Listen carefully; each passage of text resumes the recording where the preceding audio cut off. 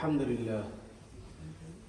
لله وكفى وسلام على عباده الذين اصطفى أما بعد فأعوذ بالله من الشيطان الرجيم بسم الله الرحمن الرحيم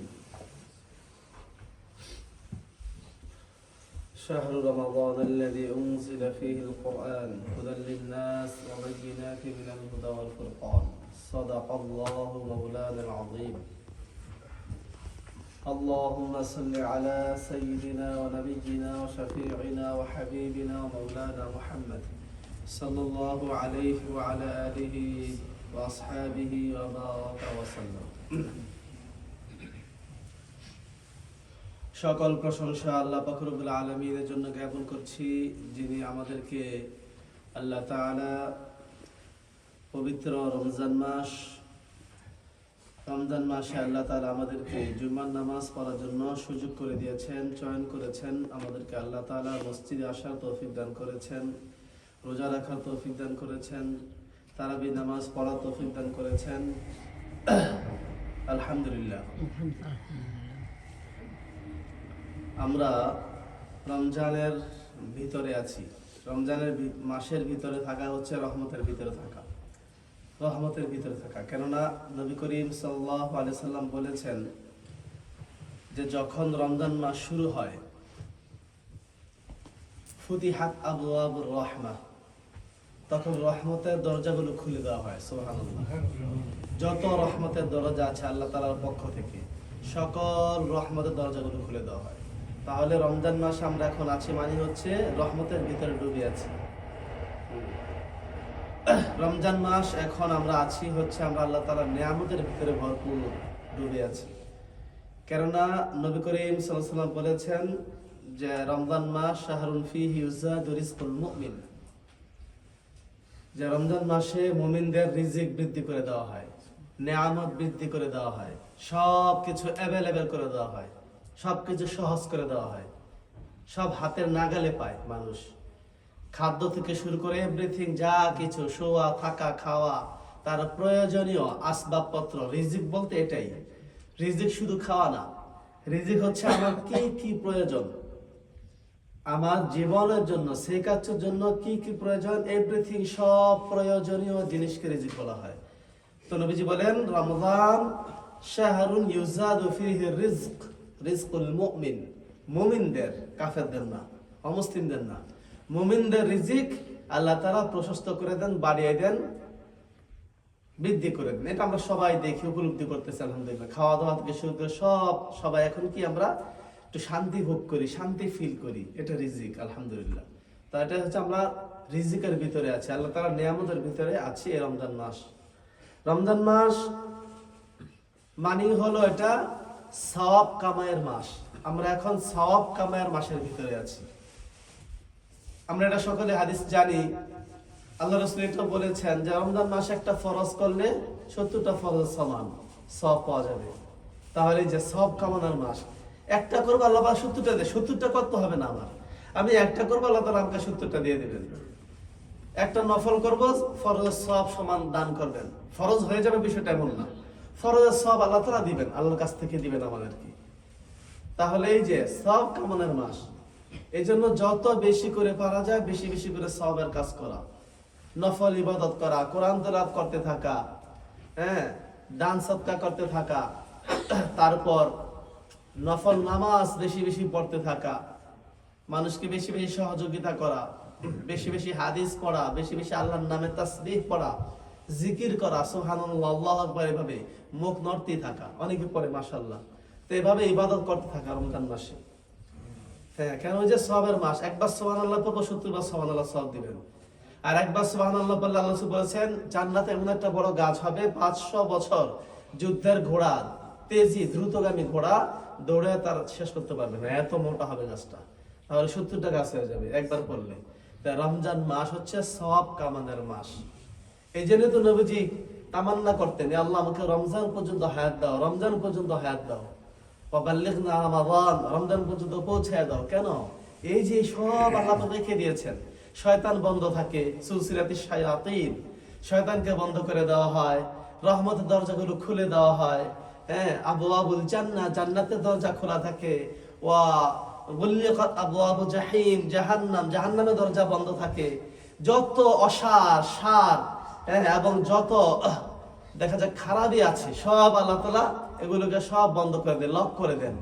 আর যত রহমত, ভালো জান্নাত, নেকি পাওয়া, রহমত এবং রিজিক ইত্যাদি সব আল্লাহ তাআলা সহজ করে দেন, খুলে দেন। এই জন্য নবীজি তামান্না করতেন, আল্লাহ রমজান পর্যন্ত আমাকে হায়াতটা দাও তুমি। তাই আমরা এখন সেই রমজানের ভিতরে আছি ভাই। তো এই জন্য কি করতে হবে আমাদের? আরো বেশি বেশি বেশি করে এই রমজানকে আমাদের কি করতে হবে? রমজানটাকে আমাদের এই আদায় করতে হবে, পালন করতে হবে। রমজানটাকে রমজানের হক আদায় করে পালন করতে হবে। কোন রকমের গুনার কাজ করা যাবে না। শয়তান নাই, কেন গুনাহ হবে আমার দ্বারা? এই জন্য একটু কন্ট্রোল, হ্যাঁ নফস আছে, নফসটাকে একটু কন্ট্রোল করলেই বাঁচতে পারি। শয়তানের কোনো ধরাছোঁয়া এখন নাই। এখন মানুষ গুনাহ করে কেন? শয়তানের ছোঁয়াতে না, নিজের নফসের কারণে। এই যে বলেন না শয়তান বন্ধ, তারপর কেন গুনাহ করি? নফসের চাহিদা, নফসে আম্মারা আছে, সে খারাপ কাজ করায়। হ্যাঁ, এই জন্য আমরা নফসটাকে একটু হেফাজত করবো, একটু সম্বরণ করব, সবর করব। সবরের মাস রমাদান হুয়া শাহরুস সাবর। রমজান হচ্ছে ধৈর্যের মাস, নফসকে সংবরণের মাস। এজন্য আমরা নফসটাকে একটু সংবরণ করব, একটু সবর করব। হ্যাঁ, তাহলে আমার দ্বারা নেক কাজ বেশি হবে, গুনাহ থেকে বেঁচে থাকবো। কোন রকমের বেশি পেঁচাল, বেশি কথা, খারাপ কথা, বকা জকা, এগুলো থেকে আমরা হেফাজত করবো। কম কথা বলবো।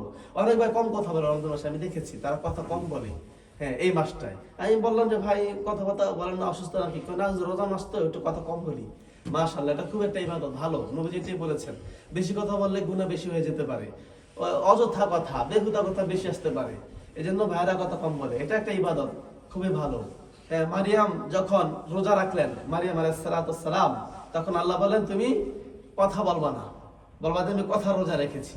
কথা না বলার রোজা, অর্থাৎ আমি কথা বলতে পারবো না, এটা একটা রোজা। তাহলে বোঝা গেল কি কথা না বলাটা একটা ইবাদত, মানে কম বলা রোজা অবস্থায় আর কি। এজন্য আমরা কথা কম বলবো। বেশি বললেই গীবত হয়ে যায়, বেশি বললেই কারো বদনাম এসে যায়, বেশি বললেই খারাপ কথা, কোনো একটা দুঃখের কথা, আরেকজনকে ব্যথা দেওয়ার কথা, জোরে কথা এসে যায়। এই জন্য কথা কম বলা, প্রয়োজন ছাড়া না বলা। এটা হচ্ছে এই মাস। কেন নবীজি বলছে যে মিথ্যা বলা এসে যায় বেশি বললে। তার আমরা যে কথা মিথ্যা বলি, 100টা বললে 70টা মিথ্যা হয়ে যায় আমাদের, এই অবস্থা। এজন্য কথা কম বলা। কারণ যে মিথ্যা বললো, যে গীবত করলো, আল্লাহ বলছেন তার রোজা আমার প্রয়োজন নেই। তার খাওয়া ছেড়ে দেওয়া এগুলো অনর্থক হচ্ছে, কোনো লাভ হচ্ছে না। সে যে কষ্ট করতেছে, কোনো লাভ নেই। এজন্য আমরা মিথ্যা বলবো না, গীবত তো করবোই না, কথা কম বলবো, তাহলে আমাদের এগুলো হবে না। এজন্য এই কাজগুলো আমরা যদি করি, তাহলে ইনশাল্লাহ আমাদের এই রোজাটা ফলশ্রুতি হবে।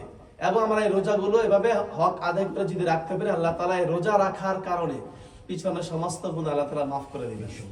এবং আমরা যে তারাবি নামাজ পড়ি, সালাতুত তারাবি, এই সালাতুত তারাবি পড়ার কারণে আল্লাহ তাআলা আমাদের পিছনে সমস্ত গুনাহ মাফ করে দিবেন। ঈমানের সাথে হতে হবে অবশ্যই। একজন অমুসলিম তারাবি পড়তেছে আমাদের সাথে, কোনো লাভ নেই, কোনো লাভ নেই। একজন অমুসলিম রোজা রাখে, কোনো সওয়াব নেই। এই জন্য নবীজি বলেছেন মান সামা রমাদানা ঈমানান, যে ঈমানের সাথে রোজা রাখবে রমজান মাসের, ওয়া ইহতিসাবান, এবং সওয়াব মনে করবে যে আমি রোজা রাখতেছি আল্লাহর জন্য, আল্লাহ খুশি হচ্ছে, আমি অনেক সওয়াব পাবো, এটা আশা থাকতে হবে। তাহলে আল্লাহ তাআলা তার পিছনে সমস্ত গুনাহ মাফ করে দিবেন এবং ওই হক আদায় করে। আবার যে ব্যক্তি ঈমান হয়ে যে আমি মুমিন, আলহামদুলিল্লাহ আমি তারাবির নামাজ পড়বো এবং আমার সওয়াব হবে, এটা মনে করে যে ব্যক্তি তারাবির নামাজ পড়বে, তাহাজ্জুদের নামাজ পড়বে, আল্লাহ পাক রব্বুল আলামিন তার জীবনের সমস্ত গুনাহ মাফ করে দিবেন। হ্যাঁ, তাই ভাই আমরা দোস্ত বুজুর্গ, ইনশাআল্লাহ আমরা এই রমজান মাসটাকে, এই তো অলরেডি আমাদের 13 রোজা কিন্তু চলতেছে, রানিং আছে। আর তো শেষের দিকে আবার কখন শেষ হয়ে যাবে, শুরু হয়েছে শেষ, মাঝামাঝিতে এসে পড়েছি আমরা অলরেডি। তাই এই নিয়ামতটা আমরা আবার চলে যাওয়ার আগেই এটাকে আমরা কদর করি, এটাকে সম্মান করার চেষ্টা করি। হ্যাঁ, টাকা থাকতেই টাকার মর্যাদা বুঝি, এদিক সেদিক খরচ করলে আমার প্রয়োজন মিটলো না, লাভ নেই। তা রমজান মাস এখন আছি, এটাকে কিভাবে কালেক্ট করা যায়, কিভাবে এটাকে বেশি বেশি করে আমি অর্জন করতে পারি, আর্ন করা যায়, কিভাবে এই রমজান মাসের তাকে আমি আমার কাজে লাগানো যায়, সুযোগটা আল্লাহ পাক দিয়ে রেখেছেন। এখন সব দিক থেকে যা চাও আল্লাহ তাআলা তাই দিবেন। বিশেষ করে ক্ষমাটা নিতে হবে আমাদের। ক্ষমা যদি না পাই রমজান মাসে, আমি ধ্বংস, আমি হালাক। নবীজি বলেছেন না, যে ব্যক্তি রমজান মাস পেল কিন্তু ক্ষমা চাইলো না, তাহলে সে ধ্বংস হয়ে যাবে। এই জন্য রমজান মাসে আমাদের ক্ষমাটা নিতে হবে। 1 নাম্বার আমাদের টার্গেট ক্ষমা। 1 নাম্বার টার্গেট হচ্ছে ক্ষমা, এটা আমাদের থাকতে হবে। কারণ নবীজি বলেছেন যে হালাক হয়ে যাক রমজান পায় যে গুনাহ মাফ করতে না পারলো, 3টার মধ্যে নবীজি বদদোয়া করেছিলেন, আমিন বলছিলেন। তাই আমাদের ক্ষমা নিতে হবে। 1 নাম্বার আল্লাহ মাফ করে দাও। আল্লাহ মাফ করার জন্য বসে আছেন, এখন তার মনটা এখন নরম আল্লাহ পাকের এমন বসে। এই জন্য এই নরম মনটাকে আমরা অনেক সময় দেখি না যে মালিক সাচো, একটু মনটা নরম থাকলে কিছু আমরা আদায় করার চেষ্টা করি, হ্যাঁ, তার সাথে একটু খাতির লাগানো বা কোনো একটু চাহিদা দরকার ওটা একটু বলি। যখন দেখি তার মনটা কিরকম, মেজাজটা কিরকম, তখন আমরা তার কাছে যাই। আব্বার মেজাজটা কিরকম, তখন সন্তান বাবার কাছে চায়। হ্যাঁ, মায়ের মেজাজটা কেমন, বন্ধুর মেজাজটা কিরকম, তখন আমরা প্রয়োজনটা বলি। রাগের সময় কিন্তু বলি না। আমার রবের মেজাজটা এখন অনেক নরম, এজন্য এই মেজাজটাকে কাজে লাগিয়ে আমরা আমাদের সব কিছু অর্জন করে নিব, আল্লাহ পাক রব্বুল আলামিনের কাছে আমরা চেয়ে নিব। তাহলে আমাদের রমজান মাসটার আমাদের বুদ্ধিমত্তার পরিচয় হয়, বা উলুল আলবাব আমার পরিচয়। উলুল আলবাব মানে কি জানেন? উলুল আলবাব হচ্ছে জ্ঞানী। একমাত্র আল্লাহ বলেন জ্ঞানী যারা, এরাই আল্লাহ পাকের উপদেশ গ্রহণ করে। আল্লাহ পাকের এই যে বেনিফিট গুলো, আল্লাহ পাকের অফার গুলো, এগুলো আল্লাহ তারা গ্রহণ করে যারা জ্ঞানী। এখন অফার দিয়ে রেখেছেন, সব বোনাস দিয়ে রেখেছেন রমজান মাসে চতুর্দিক থেকে। এই বোনাস অফার গুলো আমরা ইনশাআল্লাহ আল্লাহ পাক রব্বুল আলামিনের কাছে আমরা গ্রহণ করব, কালেক্ট করব। এটা হচ্ছে একমাত্র বিষয়। আল্লাহ পাক রব্বুল আলামিন আমাদের সবাইকে তৌফিক দান করেন। আমিন। সুবহানাল্লাহি ওয়া বিহামদিহি, সুবহানাকাল্লাহুম্মা ওয়া বিহামদিকা, আশহাদু আল্লা ইলাহা ইল্লা আনতা, আস্তাগফিরুকা।